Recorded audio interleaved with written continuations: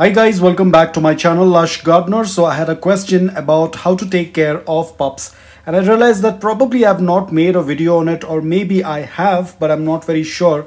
But any which ways, as the question was asked, I thought I'll make a quick video on it. So the care requirement is going to be a little bit different as compared to our adult succulents. For our adult succulents, we tend to give morning direct sunlight for 5 to 6 hours after acclimating them, but the pups, we are going to place them in a place where it gets a good amount of indirect bright light with a good amount of air circulation. If I have to give you the measure of the light, it was going to be anywhere between 1500 to 2000 plus lux is going to work out really well for them. They are going to stay compact. Do not be worried about the colors. You shouldn't be much worried about the colors. Please do not stress your pups. They will either get dehydrated or they will have a dry rot. So please do not think of getting stress colors on your pups. If it happens naturally due to the low temperature, it's absolutely okay, but you do not do it on purpose. Let the pups grow. Give them a balanced watering and give them a good amount of indirect bright light.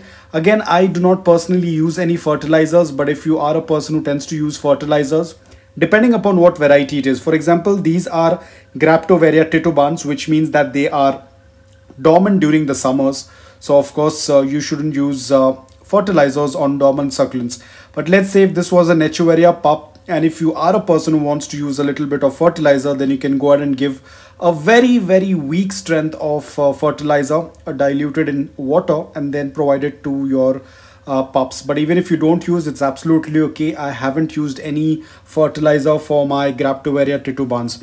So I was doing a little bit of watering, but I think the water is not done. You need to do a complete watering. Now I will wait for another probably a week or so, and then I will quickly repot them, because maybe by next month onwards it's going to get very hot. So it's better that if I have to repot, I will do it early, because in the next month onwards it's going to get pretty warm, and it's not a very good idea to repot succulents when it's very hot. So because these have already reached a decent size, and you can see some of the mother leaf, they had triplets on them. You can see these are the 3 heads, and these have come from only 1 leaf. Over here I have 1, and then over here at the back there are 2 of them. There were 2 heads on 1 mother leaf. So at times this happens. Some succulents are very generous enough to give you 3 pups on 1 mother leaf, but again, nothing much we can do. It all depends upon the mother leaf. At times you might have a single pup, at times you might have a double or a triple pup on a single mother leaf. So guys, that's all about it. It's very simple to take care of the pups.